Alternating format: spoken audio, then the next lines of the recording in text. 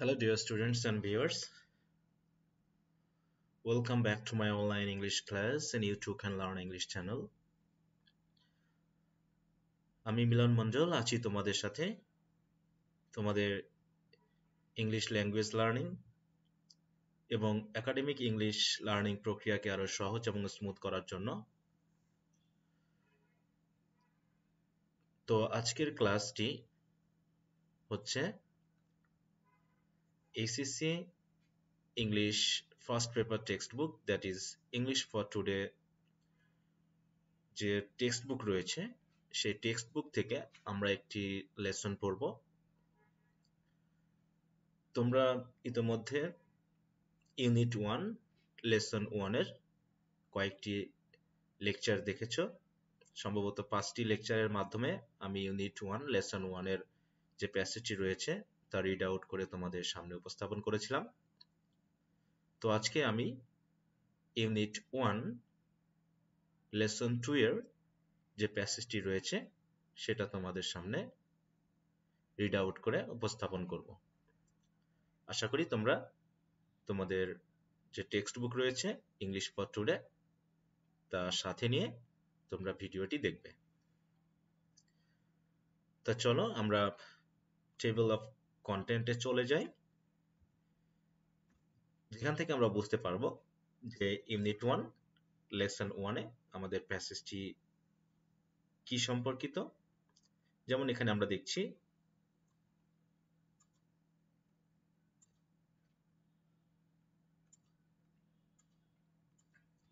আমরা দেখছি লেসন 2 এর টাইটেলটি হচ্ছে Nelson Mandela from apartheid fighter to president. অর্থাৎ আমরা আজকে ইউনিট 1 লেসন 2 এর যে প্যাসেজটি পড়ব তা হচ্ছে একজন বিখ্যাত মহৎ সাউথ আফ্রিকান লিডার নেলসন ম্যান্ডেলার সম্পর্কে। এবং এই প্যাসেজে প্রধানত আলোচনা করা হয়েছে যে তিনি কিভাবে অ্যাপারথাইড ফাইটার। এখন অ্যাপারথাইড মানেটা কি? আসলে অ্যাপারথাইড মানে হচ্ছে বর্ণ বৈষম্য। বর্ণ বৈষম্য মানে আমরা কি বুঝি? বর্ণ বৈষম্য মানে আমরা বুঝি সাদা কালো মধ্যে যে বিভেদ। এ সম্পর্কে আশা করি তোমরা অনেকেই অবগত আছো যে বিভিন্ন দেশে এখনো ধর্ম বৈষম্য রয়েছে, মানুষের যে কালচার সেসব নিয়ে বৈষম্য রয়েছে, মানুষের যে গায়ের রং সাদা এবং কালো তার উপর ভিত্তি করেও বৈষম্য বর্তমানে রয়েছে। কিন্তু অতীতে এই বিষয়টা আরো জোরালো ছিল এবং খুবই জঘন্য ছিল।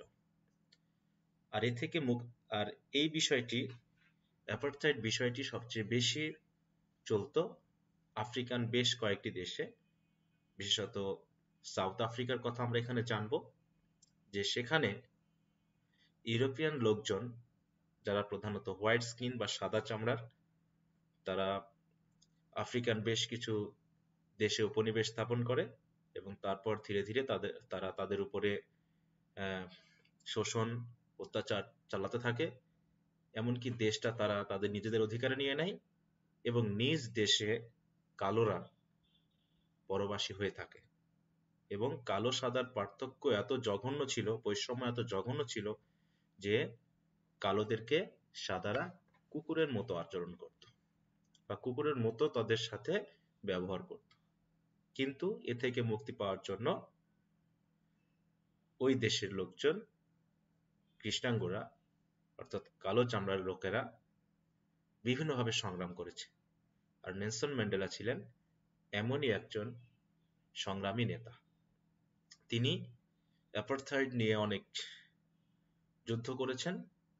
তিনি একজন একনিষ্ঠ যোদ্ধা ছিলেন এবং তার এই যুদ্ধ এবং সংগ্রামের প্রক্রিয়াতে তিনি অনেকবার জেল কেটেছেন, এমনকি দীর্ঘ সময়ের জন্য তিনি কারাবাসে ছিলেন।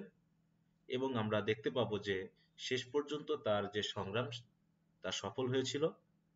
এমনকি জীবনের শেষের দিকে এসে তিনি সাউথ আফ্রিকান প্রেসিডেন্ট হিসেবেও নির্বাচিত হয়েছিলেন।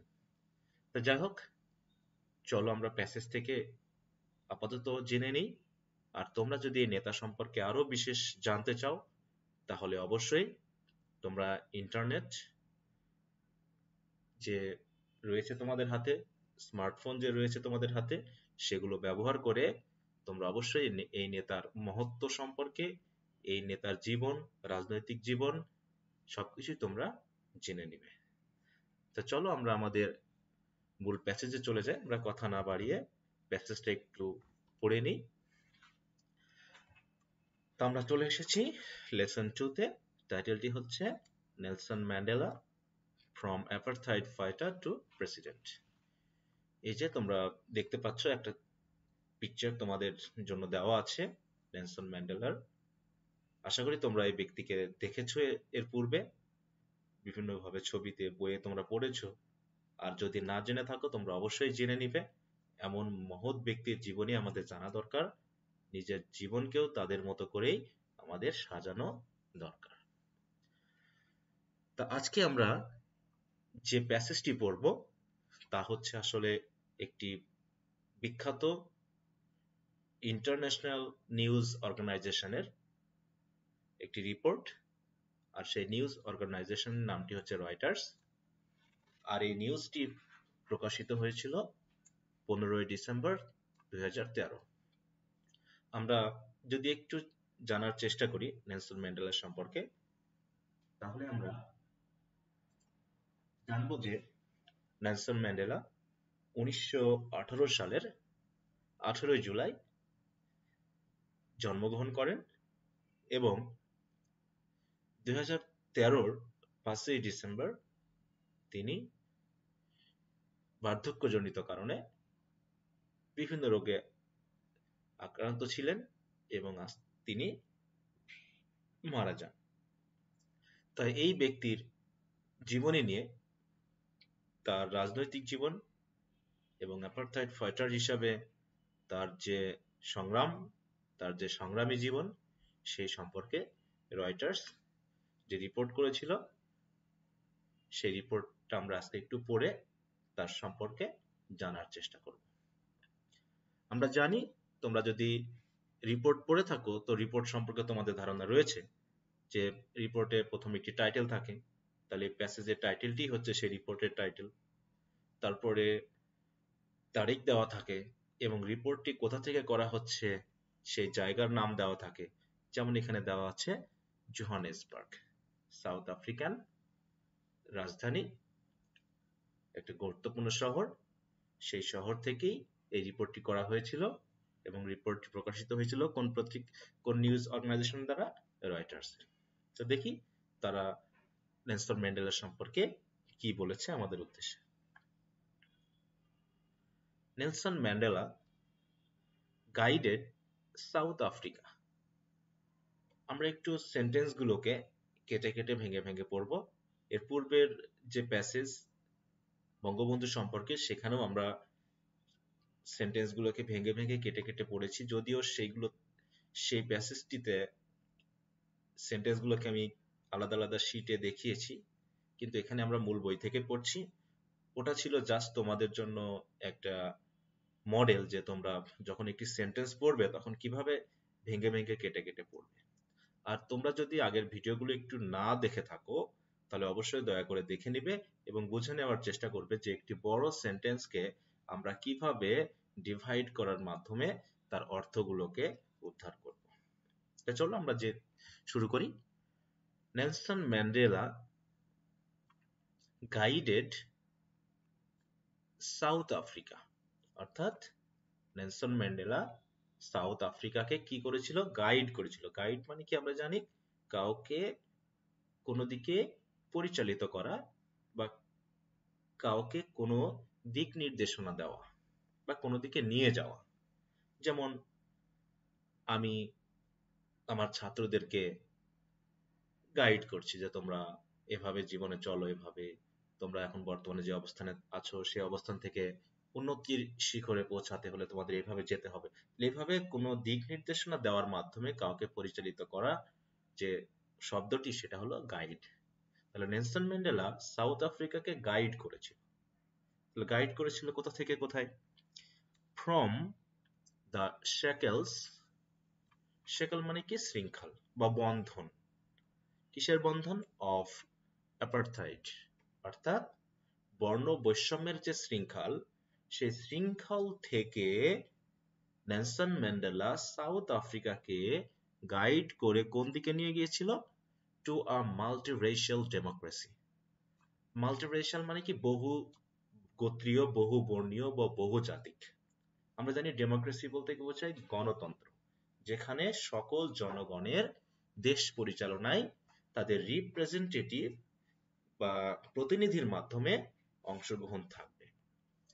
এবং এখানে মাল্টিরেশিয়াল বলা হচ্ছে এই কারণেই যে আমরা জানি রেস বা গোত্র বা বর্ণ থাকবে বিভিন্ন, সাদা, কালো, উঁচু, নিচু, নিচু বর্ণের, first class, second class, third class, সকল ধরনের মানুষকে বুঝতে আমরা মাল্টিরেশিয়াল বোঝাচ্ছি।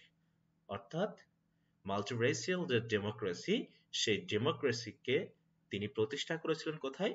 সাউথ আফ্রিকাতে। আর এ কারণেই তাকে কি বলা হচ্ছে? as an icon of peace and reconciliation. as an icon of peace, icon মানে কি বুঝি আমরা?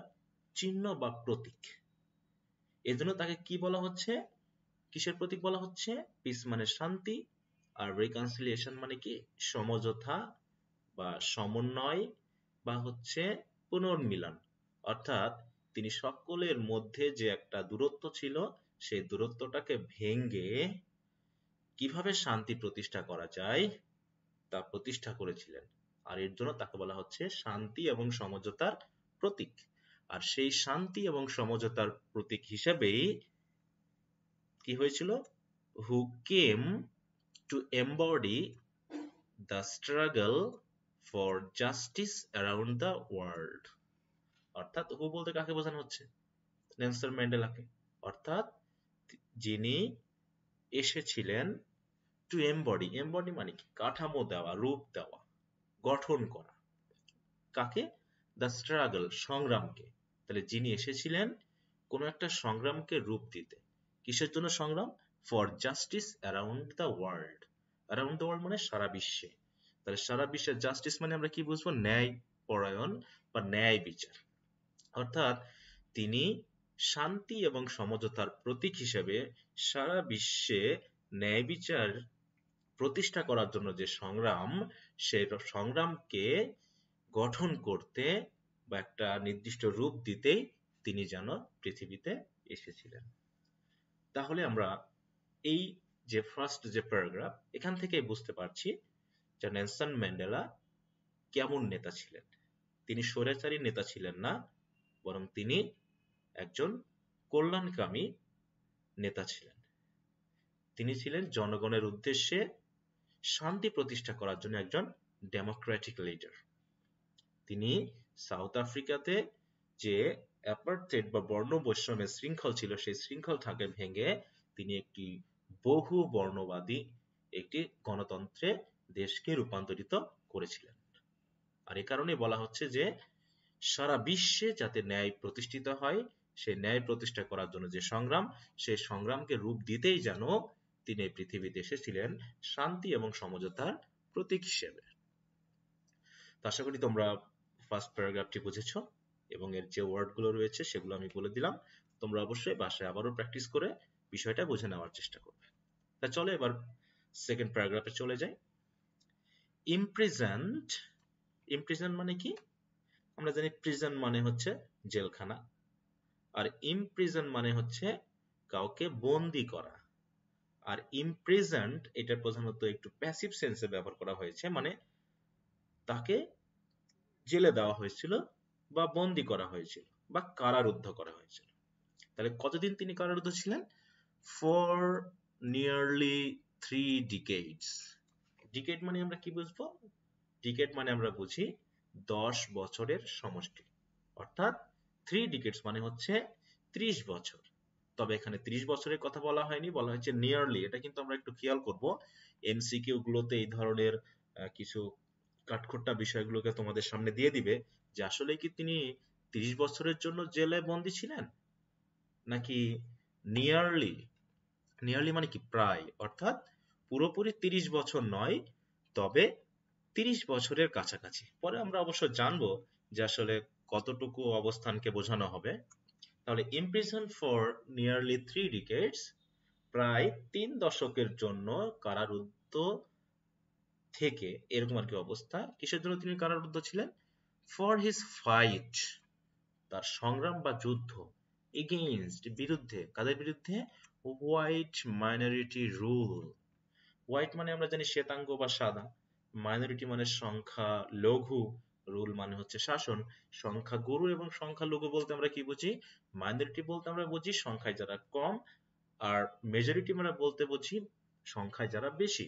অতএব হোয়াইটেরা বা শ্বেতাঙ্গরা ছিল সাউথ আফ্রিকাতে মাইনরিটি অর্থাৎ সংখ্যালঘু, আর ব্ল্যাকেরা বা কৃষ্ণাঙ্গরা ছিল সাউথ আফ্রিকাতে মেজরিটি। তারপরেও হোয়াইটরা করেছিল কি, এই যে মেজরিটি বা সংখ্যাগুরু যে সাউথ আফ্রিকানসরা রয়েছে তাদেরকে শাসন করত।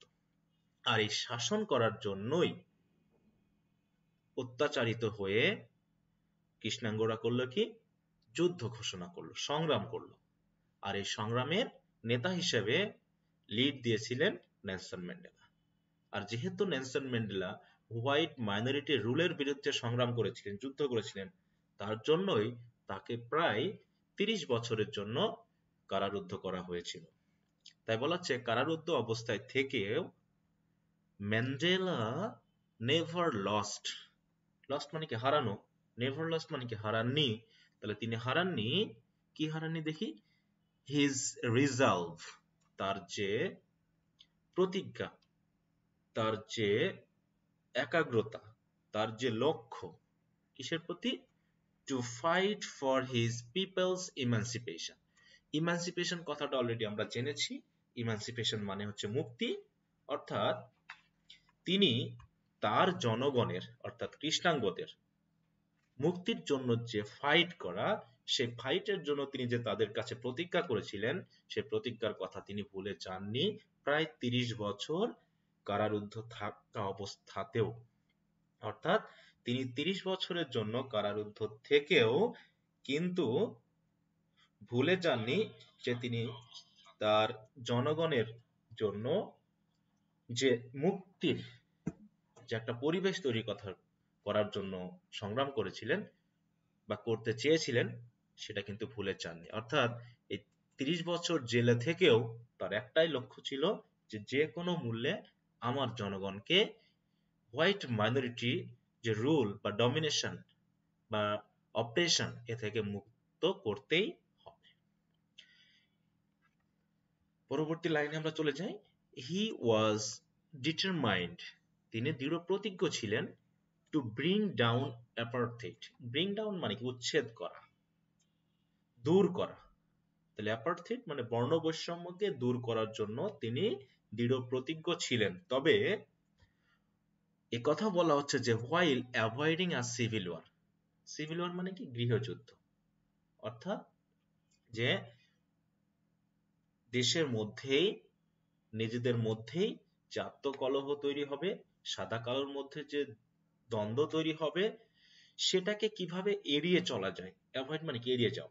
যে আমরা ঠিক আছে, আমরা হোয়াইট মাইনরিটি রুলের বিরুদ্ধে যুদ্ধ করব, সেটা ঠিক আছে, কিন্তু এই যুদ্ধ করতে গিয়ে এই অ্যাপার্থেইড দূর করতে গিয়ে যাতে গৃহযুদ্ধ না বেঁধে যায়, এইটাকে এড়িয়ে কিভাবে অ্যাপার্থেইড দূর করা যায় সেটার বিরুদ্ধে তিনি পুরো দৃঢ় প্রতিজ্ঞ ছিলেন।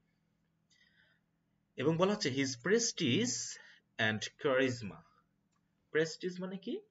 তার যে সম্মান, সারা বিশ্বের মানুষ তাকে সম্মান করত। কারণ কি? তার ভিতরে সম্মান পাওয়ার মতো একটা যোগ্যতা ছিল। অতএব তার যে প্রেস্টিজ এবং ক্যারিজমা মানে কি? কৌশল, মানে জনগণকে পরিচালিত করার জন্য যে কৌশল, এই দুটা জিনিস। তাহলে একই সাথে তার সম্মান এবং তার যে কৌশল কি করেছিল? হেল্পড, সাহায্য করেছিল। কাকে? তাকে, হিম মানে নেলসন ম্যান্ডেলাকে কি করতে? Win the support of the world. তাহলে উইন মানে কি? জয় করা বা পাওয়া, সাপোর্ট মানে কি সমর্থন, অফ দ্য ওয়ার্ল্ড মানে বিশ্বের। তাহলে এই হোয়াইট মাইনরিটি রুলের বিরুদ্ধে যুদ্ধ করাটা কিন্তু এত সহজ ছিল না। তারপরেও সারা বিশ্বের মানুষের সমর্থন পেয়েছিল নেলসন ম্যান্ডেলা, শুধুমাত্র তার যে সম্মান, তার সম্মান পাওয়ার যে যোগ্যতা, এবং জনগণকে, বিশ্বের মানুষকে বোঝানোর যে ক্যারিজমেটিক পাওয়ার, এই ক্যারিজমেটিক পাওয়ারই তাকে সারা বিশ্বের মানুষের সমর্থন পাওয়ার জন্য যথেষ্ট সাহায্য করেছিল। আর এ কারণেই তিনি সহজেই যে জিনিসটা পেরেছিলেন, অন্য কোনো নেতা হলে হয়তো সেটা পারত না। অবশ্য আমরা জানি আমাদের বাংলাদেশের এবং আমাদের father of the nation Bangabandhu Sheikh Mujibur Rahman এমনই একজন নেতা ছিলেন। আর তার কারণে আমরা বাঙালিরা আজকে কিন্তু একটা স্বাধীন সার্বভৌম রাষ্ট্রের নাগরিক। তা আশা করি ডিয়ার স্টুডেন্টস, তোমরা দ্বিতীয় প্যারাগ্রাফটিও বুঝতে পেরেছো। এখানে যে মিনিং সুন্দরভাবে সহজভাবে করার চেষ্টা করা হয়েছে তা তোমরা বুঝে নিয়েছো। এখানে যে ওয়ার্ড মিনিং গুলো দেওয়া হয়েছে তোমরা তা বুঝে নিয়েছো বা তোমাদের বইয়ে নোট করে নিয়েছো। তাহলে আরেকবার আমরা একটু ওয়ার্ডগুলো দেখে নিই। ইমপ্রিজন মানে কারারুদ্ধ হওয়া, নিয়ারলি মানে প্রায়, ডিকেড মানে 10 বছরের সমষ্টি, মাইনরিটি মানে সংখ্যা লঘু, রিজাল্ট মানে সংকল্প বা প্রতিজ্ঞা বা দৃঢ়তা, ইমানসিপেশন মানে মুক্তি, ডিটারমাইন মানে কি দৃঢ় প্রতিজ্ঞ হওয়া, ব্রিং ডাউন এর মানে হচ্ছে দূর করা বা উচ্ছেদ করা, অ্যাপারথাইড মানে বর্ণ বৈষম্য, অ্যাভয়েড মানে এড়িয়ে চলা, সিভিল ওয়ার মানে গৃহযুদ্ধ, প্রেস্টিজ মানে সম্মান, ক্যারিসমা মানে কৌশল, সাপোর্ট মানে সমর্থন। তাহলে এইভাবে ওয়ার্ডগুলোকে আমরা একটু পড়ে নিব এবং প্যাসেজটিকে বোঝার চেষ্টা করব। তো চলো এবার আমরা পরবর্তী প্যারাগ্রাফে চলে যাই। আজকে আমরা পুরো প্যাসেজটি পড়ব। পূর্বের প্যাসেজের মতো অর্থাৎ ইউনিট 1 লেসন 1 এর মতো এতটা বড় নয়, তারপরেও একদম ছোট নয়, তারপর আমরা এক ক্লাসেই পুরো প্যাসেজটি পড়ে নেওয়ার চেষ্টা করব। I hate race discrimination most intensely. I hate আমি ঘৃণা করি, রেস ডিসক্রিমিনেশন মানে কি বর্ণ বৈষম্য, মোস্ট ইন্টেন্সলি তীব্রভাবে, ইন্টেন্স মানে কি তীব্র, ইন্টেন্সলি মানে কি তীব্রভাবে, মোস্ট ইন্টেন্সলি মানে কি খুবই তীব্রভাবে, মানে আমি খুবই খুবই তীব্রভাবে বর্ণ বৈষম্যকে ঘৃণা করি। এবং শুধু বর্ণ বৈষম্যকেই নয়, বরং and in all its manifestations, এবং এর ইটস বলতে কি বোঝানো হচ্ছে, ইটস বলতে এই বর্ণ বৈষম্যকে বোঝানো হচ্ছে। অর্থাৎ বর্ণ বৈষম্যের যে প্রকাশ বা ব্যবহার, মানে কেমন ম্যানিফেস্টেশন বলতে আমরা বুঝতেছি যে কোনো একটা জায়গাতে, মনে করো একটা স্কুল রয়েছে সাউথ আফ্রিকার একটা এলাকাতে, অথবা ধরো আমাদের এলাকাতে একটা স্কুল রয়েছে, যেখানে সাদাদের বা শ্বেতাঙ্গদের সহজেই ভর্তি করা হচ্ছে, তাদের ভালো পরিবেশ দেওয়া হচ্ছে, কিন্তু সেখানে কোনো কৃষ্ণাঙ্গ সন্তান সন্ততিকে বা ছেলে মেয়েকে ভর্তি নেওয়া হবে না। অথবা ধরো একটা দোকান রয়েছে যেখানে কোনো কৃষ্ণাঙ্গ মানুষ গেলে তাকে সেখান থেকে তাড়িয়ে দেওয়া হচ্ছে, বা সেখানে তার সেবা দেওয়া হচ্ছে না। হাসপাতালগুলোতে কৃষ্ণাঙ্গদের সেবা দেওয়া হচ্ছে না, শ্বেতাঙ্গরা সহজে সেবা পাচ্ছে। এই যে এগুলো হচ্ছে কি রেস ডিসক্রিমিনেশনের ব্যবহার, তাহলে বা ম্যানিফেস্টেশন প্রকাশ। তাহলে বলছে কি যে আমি বর্ণ বৈষম্য এবং এর ব্যবহার সব কিছুকেই খুবই তীব্রভাবে ঘৃণা করি।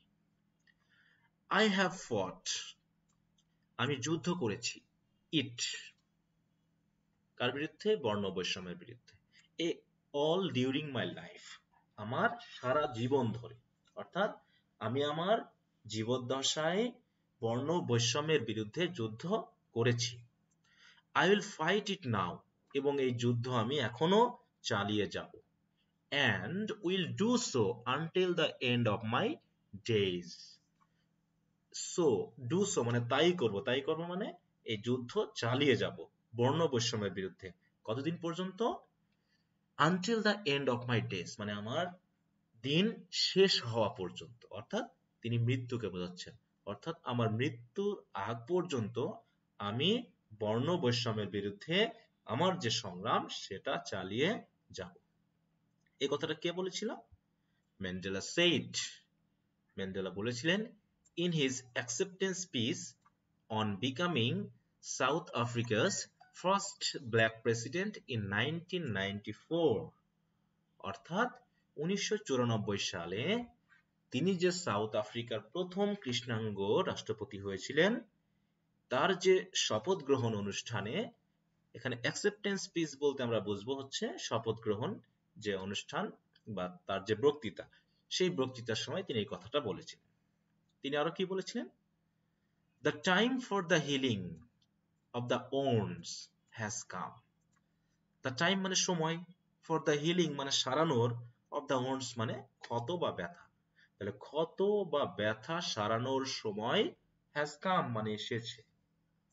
এখানে ওন্ডস বলতে আসলে কি বুঝবো? ওন্ডস বলতে আমরা বুঝবো এই যে সাদা কালো যে বৈষম্য, এদের ভিতরে যে সম্পর্কের দূরত্ব, এদের ভিতরে যে হিংসা বিদ্বেষ ঘৃণা, এইগুলোকে বোঝানো হচ্ছে। তাহলে এইগুলোকে সারানোর বা দূর করার সময় এসে গেছে। দ্য মোমেন্ট মানে সময়, টু ব্রিজ, ব্রিজ মানে কি? যুক্ত করে দেওয়া। কাকে? দ্য ক্যাজমস। ক্যাজমস মানে আমরা বুঝবো হচ্ছে ফাটল বা দূরত্ব। তাহলে যে দূরত্ব বা ফাটল রয়েছে তার মধ্যে ব্রিজ বা সমতা বা মিলবন্ধন তৈরি করার সময় কি হয়েছে? হ্যাজ কাম, এসে গেছে।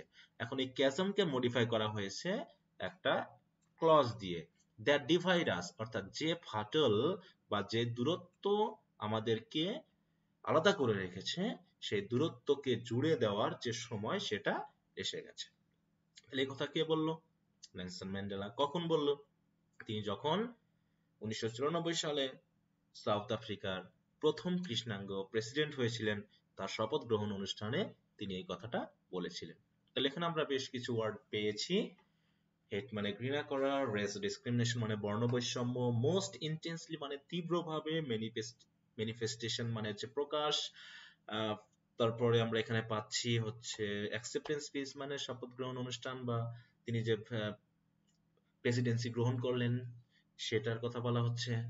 হিল মানে সারাবার, মানে হচ্ছে সেরে ওঠা, ওন্স মানে হচ্ছে ক্ষত বা ব্যথা, মোমেন্ট মানে সময়, ব্রিজ মানে জুড়ে দেওয়া। এটা একটা ইনফিনিটিভ, আমরা দেখেছি টু প্লাস ভার্বের বেস ফর্ম। ক্যাজমস মানে ফাটল বা দূরত্ব। তাহলে এইভাবে তিনি বোঝাতে চাচ্ছেন যে কিভাবে আমরা সাদা কালো উভয়ে মিলে একটা সুন্দর শান্তিপূর্ণ পরিবেশে বসবাস করতে পারবো। তিনি আরো কি বলছেন? উই হ্যাভ অ্যাট লাস্ট, অবশেষে আমরা অ্যাচিভড অর্জন করেছি আওয়ার পলিটিক্যাল ইমানসিপেশন। পলিটিক্যাল মানে কি? রাজনৈতিক। অর্থাৎ অবশেষে আমরা রাজনৈতিক মুক্তি অর্জন করেছি। ইমানসিপেশন মানে কি? মুক্তি। এরপর চলে যায় পরবর্তী প্যারাগ্রাফে। ইন 1993, 1993 সালে Mandela was awarded the Nobel peace prize. তাহলে 1993 সালে নোবেল পুরস্কারে ভূষিত করা হয়েছিল ম্যান্ডেলাকে। অ্যান অনার যেটা হচ্ছে একটা সম্মান, এই অ্যান অনার হচ্ছে একটা অ্যাপোজিশন যা দ্বারা নোবেল প্রাইজকে বোঝানো হচ্ছে। অতএব নোবেল প্রাইজ যে সম্মানটা হি শেয়ার, তিনি শেয়ার করেছিলেন, একত্রে পেয়েছিলেন কার সাথে? এফ.ডব্লিউ.ডি. ক্লার্ক। এফ.ডব্লিউ.ডি. ক্লার্ক তাহলে কে? The white African leader. তাহলে তৎকালীন বা নেলসন ম্যান্ডেলার সময়কার যে শ্বেতাঙ্গ আফ্রিকান লিডার ছিলেন এফ.ডব্লিউ.ডি. ক্লার্ক, তার সাথে যৌথভাবে তিনি এই নোবেল পুরস্কার পেয়েছিলেন। এখন এই লিডার কেন নোবেল পুরস্কার পাইল? কারণ হু বলতে কাকে বোঝানো হচ্ছে? এই এফ.ডব্লিউ.ডি. ক্লার্ককে। হু হ্যাড ফ্রিড, যিনি মুক্ত করেছিলেন, হিম, হিম বলতে নেলসন ম্যান্ডেলাকে বোঝানো হচ্ছে, ফ্রম প্রিজন 3 years earlier, 3 বছর আগে। আমরা এখানে একটু খেয়াল করব, তার মানে 30 বছরের 3 বছর আগে, তার মানে 27 বছর। তাহলে নেলসন ম্যান্ডেলা কত বছর কারারুদ্ধ ছিলেন? 27 বছর। কারণ কি? কারণ তার 30 বছর পূর্ণ হওয়ার আগেই হোয়াইট যে African leader FW de Klerk তিনি তাকে জেলখানা থেকে মুক্ত করেছিলেন। কেন? and negotiated the end of apartheid, এবং তিনি তার সাথে এই বর্ণ বৈষম্যটাকে কিভাবে দূর করা যায়, শেষ করা যায় সে সম্পর্কে আলোচনা করেছিলেন বা সমঝোতা করেছিলেন। যা আমরা তাহলে এখানে অবশ্যই হোয়াইট আফ্রিকান লিডারের একটা বড় অবদান রয়েছে। কারণ তিনি যদি নেলসন ম্যান্ডেলাকে জেল থেকে মুক্ত না করতেন এবং আলোচনা করে বিষয়টাকে সমাধান করার চেষ্টা না করতেন, তাহলে হয়তো আরো বেশ কিছু সময় লেগে যেত এই অ্যাপার্থেইড বা বর্ণ বৈষম্য থেকে মুক্ত হতে। তো যাই হোক, এখানে তাহলে FW ডি ক্লার্কেরও বিশেষ অবদান রয়েছে বর্ণ বৈষম্যকে দূর করার জন্য। তাহলে এখানে আমরা একটা বড় কথা পেলাম, সেটা হলো কি নেলসন ম্যান্ডেলা কত বছর কারারুদ্ধ ছিলেন, ইমপ্রিজন ছিলেন। সরাসরি বলতে গেলে আমরা বুঝবো 27 বছর অথবা নিয়ারলি 30 ইয়ার্স। এই দুটো আমরা একটু খেয়াল করব। আচ্ছা, তারপরে চলে যাই আমরা পরবর্তী সেন্টেন্সে। Mandela went on. আমরা জানি গো অন মানে কোনো কাজ চালিয়ে যাওয়া, তাহলে গো এর পাস্ট টেন্স হচ্ছে ওয়েন্ট, তাহলে ওয়েন্ট অন মানে কোনো কাজ চালিয়ে যাওয়া। তাহলে Mandela went on to play a prominent role. Prominent মানে কি? উল্লেখযোগ্য বা গুরুত্বপূর্ণ ভূমিকা চালিয়ে যাচ্ছিলেন বা চালিয়ে গেলেন। কোথায়? অন দ্য ওয়ার্ল্ড স্টেজ মানে বিশ্ব দরবারে বা বিশ্ব মঞ্চে। কি হিসাবে? As an advocate of human dignity. Advocate মানে কি? সমর্থনকারী, মানব মর্যাদার একজন সমর্থনকারী হিসাবে। হিউম্যান ডিগনিটি মানে কি?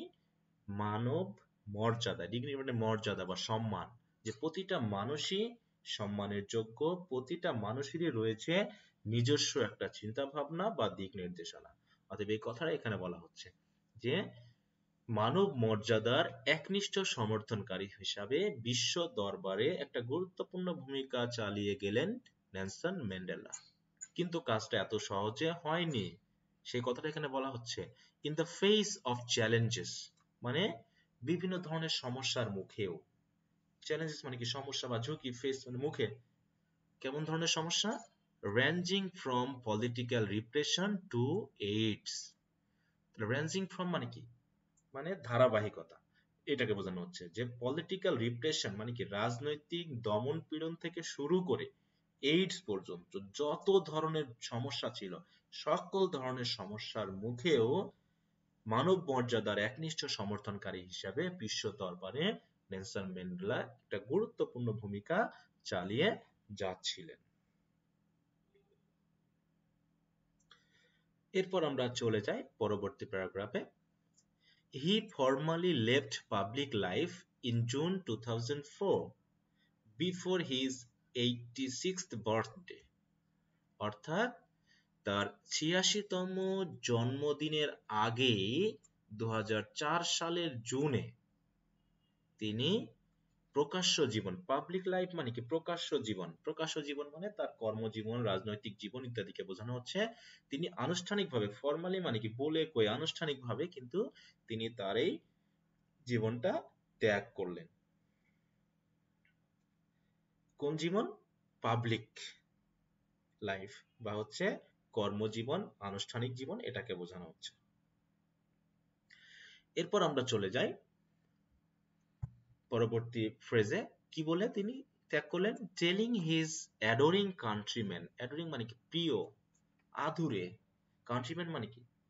নাগরিক, দেশের জনগণ।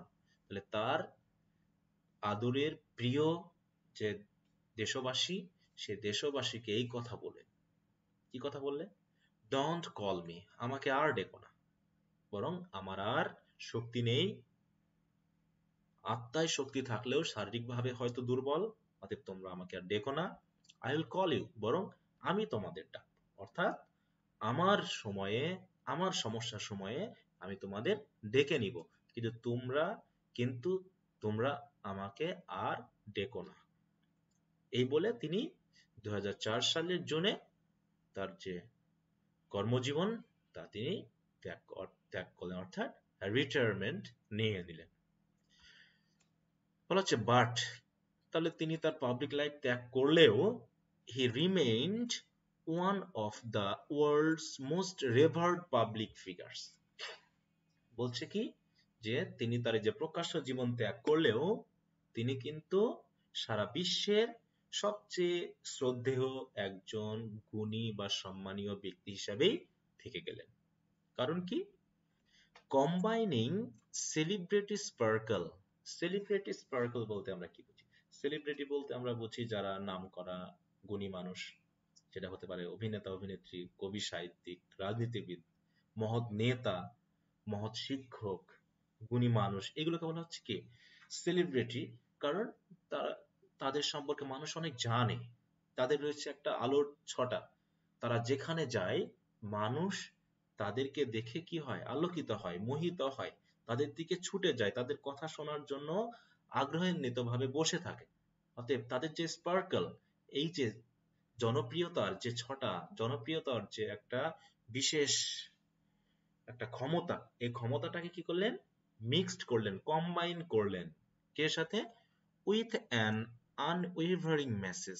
আনওয়েভারিং মানে কি? দৃঢ়, মানে যেটাকে দূর করা যাবে না, দমানো যাবে না, থামানো যাবে না, এরকম একটা মেসেজ। মেসেজটা কি ছিল? Of freedom, respect and human rights.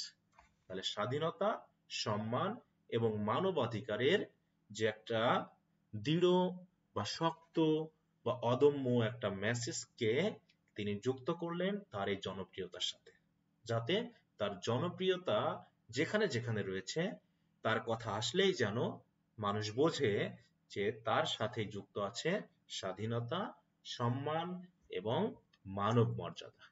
এই কথাগুলোকে তিনি তার জীবনের সাথে জড়িয়ে ফেলেছিলেন।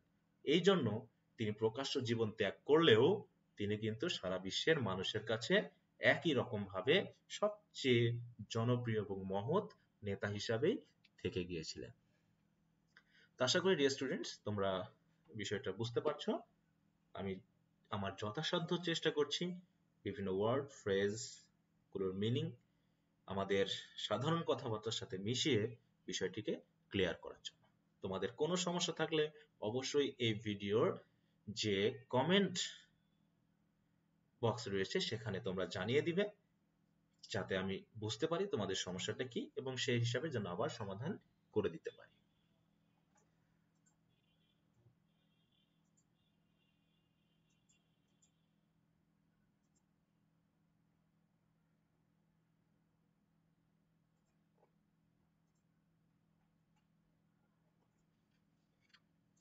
এরপর চলো আমরা পরের প্যারাগ্রাফে চলে যাই। He is at the epicenter of our times. Epicentre মানে আমরা জানি উপকেন্দ্র।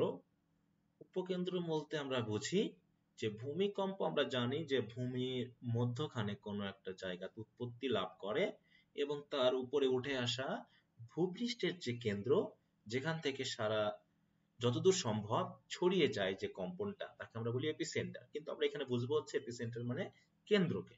অর্থাৎ তিনি ছিলেন আমাদের সময়ের কেন্দ্রে। অর্থাৎ ওই সময়ের কথা আসলেই বা নেলসন ম্যান্ডেলার জীবদ্দশার যে সময়টা, সে সময়ের কথা আসলেই যেন নেলসন ম্যান্ডেলার কথা অটোমেটিক চলে আসে। আজকে যেমন আমরা যদি বিশ্বের মানুষের কোনো একজনের নাম আমরা জানতে চাই, তাহলে বর্তমানে আমরা কিছু কিছু মানুষের নাম পেয়ে থাকি, মহৎ মানুষের নাম পেয়ে থাকি, রাজনৈতিক নেতাদের নাম পেয়ে থাকি, আমরা পেয়ে থাকি বিভিন্ন কবি সাহিত্যিকদের নাম, এবং তার সাথে আমরা পেয়ে থাকি অভিনেতা অভিনেত্রীদের নাম। এইভাবে যখনই আমাদের সময়ের কথা আসতো তখনই কার কথা আসতো? নেলসন ম্যান্ডেলার কথা। এখন আওয়ার্স বলতে কি বোঝানো হচ্ছে? আওয়ার টাইম বলতে কি শুধু সাউথ আফ্রিকার কথা বলা হচ্ছে? বলা হচ্ছে আওয়ার্স ইন সাউথ আফ্রিকা। তাহলে সাউথ আফ্রিকা আমাদের যেমন সময়, অ্যান্ড ইয়োর্স তোমাদেরও সময়। তোমাদের মানে আমরা যারা এখন পড়ছি বা আমাদের উদ্দেশ্যে যে কথা বলা হচ্ছে, হোয়ার এভার ইউ আর, মানে তোমরা যেখানেই থাকো না কেন, তোমাদের সময় হোক বা আমাদের সময় হোক, প্রতিটি মুহূর্তের যেন কেন্দ্র বিন্দুতে ছিলেন হচ্ছে নেলসন ম্যান্ডেলা। এই কথাটা কে বলেছে? Nadine Gordimer, the South African writer and Nobel laureate for literature.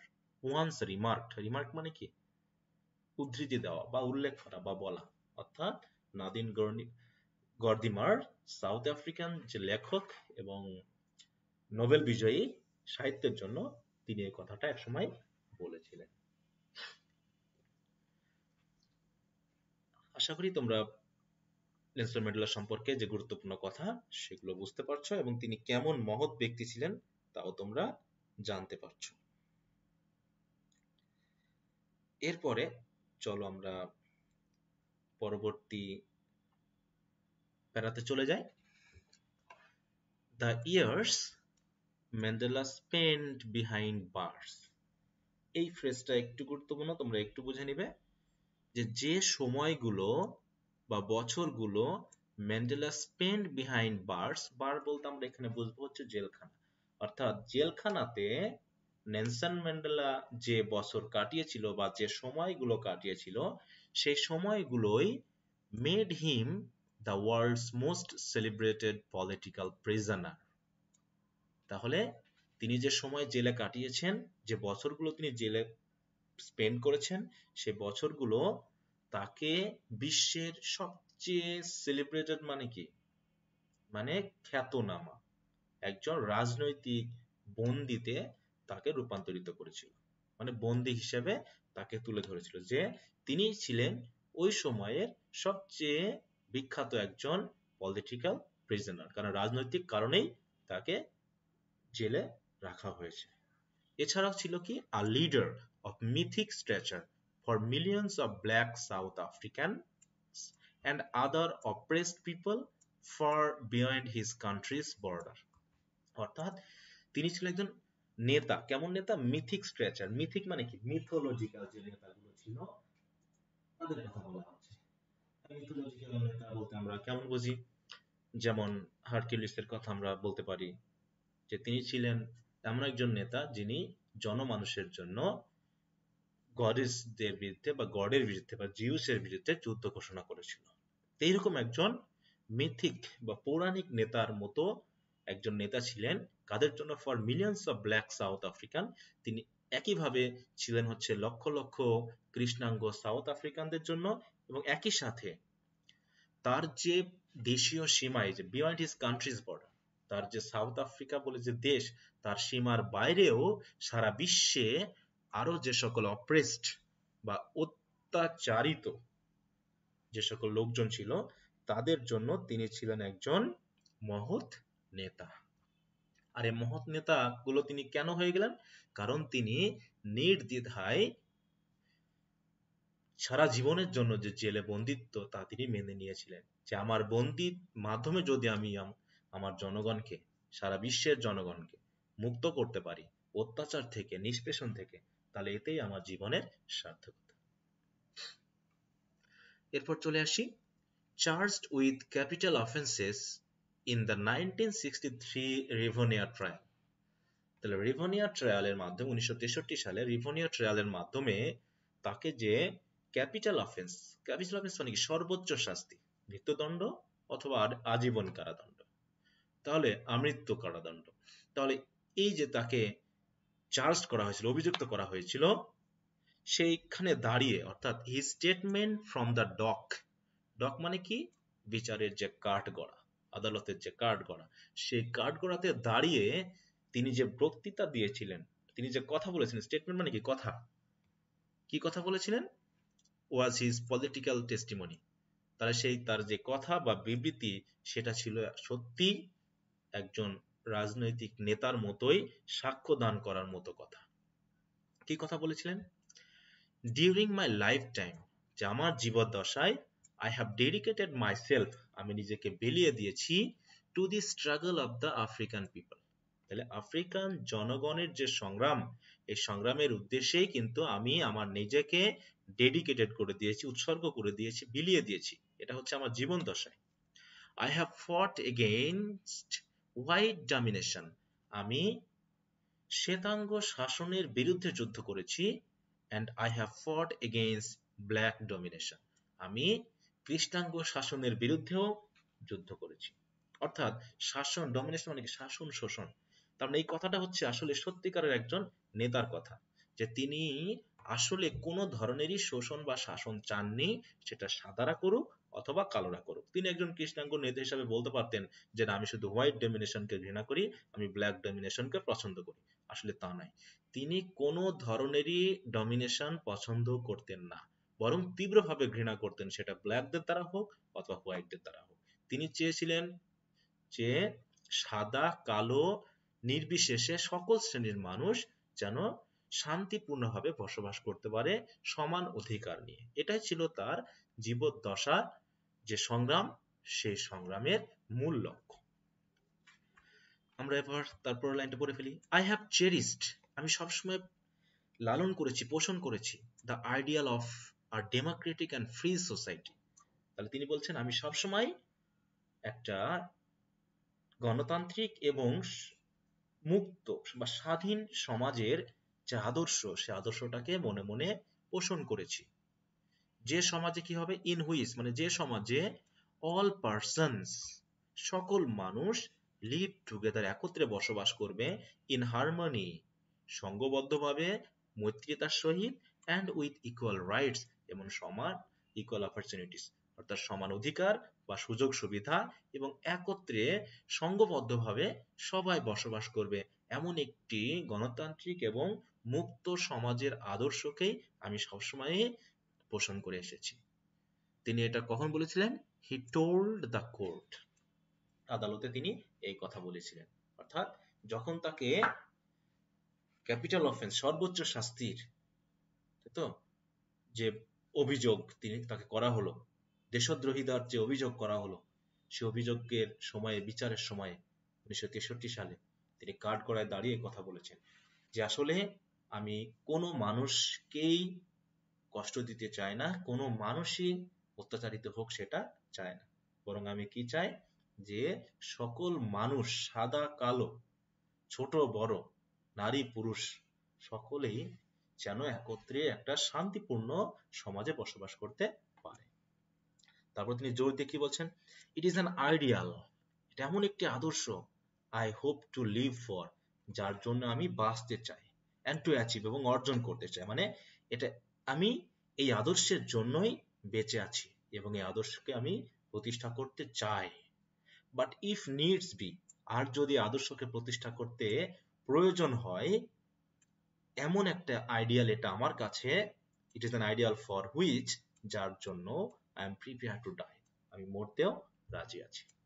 অর্থাৎ যে আমি এমন একটা আদর্শের জন্য বেঁচে আছি, অর্জন করতে চাচ্ছি, যার জন্য প্রয়োজন হলে আমি মরে যেতেও প্রস্তুত আছি। অতএব বোঝা যাচ্ছে তার এই কথাবার্তার মধ্য দিয়ে তিনি কোন শ্রেণীর, কোন পর্যায়ের নেতা ছিলেন। তিনি ছিলেন স্বার্থহীন, selfless, but well wisher for the general people, and even he sacrificed his own life, family life, own happy life, সবকিছু তিনি ত্যাগ করেছিলেন শুধু জনগণের উদ্দেশ্যে। আর এই সকল কারণেই ফ্রেন্ডস অ্যাডোর্ড ম্যান্ডেলা, বন্ধুরা, অ্যাডোর মানে পছন্দ করা, বন্ধু বলতে তার আশেপাশের আত্মীয় স্বজন সকলে বোঝানো হচ্ছে, সকলে ম্যান্ডেলাকে খুবই পছন্দ করত। অ্যান্ড ফন্ডলি কল্ড হিম, এবং আদরের সহিত তাকে মাদিবা বলে ডাকত। আর মাদিবা কি ছিল? দ্য ক্ল্যান নেম, তার গোত্রীয় নাম, বাই হুইচ হি ওয়াজ নন, মানে এই মাদিবা নামেই তিনি বেশি পরিচিত ছিলেন। দ্য ক্ল্যান নেম, এটা গোত্রীয় নাম, যে নামের দ্বারাই তিনি বেশি পরিচিতি লাভ করেছিলেন। People lauded his humanity, kindness and dignity, সর্বোপরি সকল দেশের, সকল শ্রেণীর, সকল মানুষ তার যে মানবিকতা বোধ, তার যে দয়া এবং তার যে মর্যাদা বোধ বা মর্যাদা, এই সব কিছুরই সর্বোচ্চ প্রশংসা করেছিল। লর্ড মানে কি? প্রশংসা করা বা পছন্দ করা। তাহলে আমরা এই পাইলাম নেলসন ম্যান্ডেলার সম্পর্কে কিছু গুরুত্বপূর্ণ কথা। অতএব এখান থেকে আমরা বুঝতে পারলাম যে একজন অ্যাপারথাইড ফাইটার থেকে কিভাবে তিনি তার মহত্ব দিয়ে ওই দেশেরই প্রেসিডেন্টে পরিণত হন, এবং শুধু প্রেসিডেন্ট নয়, এবং শুধু তিনি সাউথ আফ্রিকান লিডার ছিলেন না, বরং সারা বিশ্বের মানুষের কাছে একজন আদর্শ নেতা ছিলেন। আর তার এই সংগ্রামী জীবনের কারণেই শুধু সাউথ আফ্রিকাতে নয়, বরং সারা বিশ্বে বর্ণ বৈষম্যে যে তীব্রতা ছিল তা অনেকটাই লঘু রূপ ধারণ করেছে। যদিও বর্ণ বৈষম্য এখনো আমরা বিভিন্ন দেশে দেখতে পাই, বিশেষ করে আমেরিকাতে আমরা দেখছি যে অনেক সময় ব্ল্যাকেরা বিভিন্নভাবে নিষ্পেষিত হচ্ছে, পুলিশের গুলি খেয়ে মৃত্যুবরণ করছে। আসলে আমরা মানুষ সবসময়ই আত্মকেন্দ্রিক, অন্যদেরকে নিজেদের সমান করতে চায় না, কিন্তু কিছু কিছু মহৎ মানুষ থাকে তারা তাদের জীবন দিয়ে হলো মানুষের কল্যাণে যৎসামান্য হলেও চেষ্টা করে যায়। এরকম বেশ কিছু নেতার কথা আমরা জানি। সো ডিয়ার স্টুডেন্টস, আশা করি তোমরা প্যাসেজটি পড়েছো আমার সাথে সাথে, এবং আবারও তোমরা ভিডিওটি দরকার হলে ব্যাকে গিয়ে বইটা, তোমাদের যে টেক্সট বুক সেটা সাথে নিয়ে আবার পড়ে ফেলবে। কারণ এই প্যাসেজটি থেকে যদি এমসিকিউ আসে, কোশ্চেন আনসার আসে, উইথ ক্লু উইদাউট ক্লু আসে, টেবল আসে, ফ্লো চার্ট আসে, এবং এর থেকে যদি আরো কিছু বিষয় যেমন রিয়ারেঞ্জ আসে, আমরা যেন সহজেই সেগুলোকে সমাধান করে ফেলতে পারি। এবং সর্বোপরি এখানে ইংরেজি শেখার জন্য যে ওয়ার্ডগুলো পেলাম, যে ফ্রেজগুলো পেলাম, যে সেন্টেন্স কাঠামোগুলো পেলাম, সেগুলোর জন্য আমরা আমাদের ব্যক্তিগত জীবনে ব্যবহার করতে পারি। সো ডিয়ার স্টুডেন্টস, আশা করি তোমরা বুঝেছো, এবং আমি আমার যৎসামান্য বুদ্ধি দিয়ে চেষ্টা করলাম তোমাদেরকে বোঝানোর জন্য। তোমরা বাড়িতে আবারও চেষ্টা করবে, এবং কোনো সমস্যা হলে আমার সাথে যোগাযোগ করে নেবে। তো আজ আর নয়, সকালে ভালো থেকো, সুস্থ থাকো। ক্লাসটি দেখার জন্য তোমাদের অনেক ধন্যবাদ। পরবর্তী ক্লাসে আমরা ইউনিট 1 লেসন 3 যে দুইজন উইমেনের কথা বলা রয়েছে, আমরা একটু দেখি, সেখানে চলে যাই টেবিল অফ কন্টেন্টে, যেখানে গেলে আমরা দেখতে পাবো এখানে 2 উইমেন নিয়ে কথা বলা হয়েছে। সেটা নিয়ে আমরা নেক্সট ভিডিও ক্লাস করব। আশা করি সেগুলো তোমরা দেখে নেবে। তো আজ আর নয়, ভালো থাকো, সুস্থ থাকো। আর এই চ্যানেলে যদি তোমরা নতুন হয়ে থাকো তাহলে অবশ্যই চ্যানেলটিকে সাবস্ক্রাইব করে নিবে। ভিডিও ক্লাসটি তোমাদের যদি ভালো থাকে তাহলে অবশ্যই লাইক করবে এবং বন্ধুদের সাথে শেয়ার করে নিবে, যাতে তারাও এই ধরনের উপকার পেতে পারে। আর যদি তোমাদের কোনো মন্তব্য থাকে ভিডিও ক্লাসগুলো আরো বেশি উন্নত করার জন্য, ভালো করার জন্য, তাহলে অবশ্যই কমেন্ট বক্সে লিখে জানাবে। সুস্থ থাকো, ভালো থাকো। আজ আর নয়, আবারও দেখা হচ্ছে পরবর্তী ক্লাসে। বাই।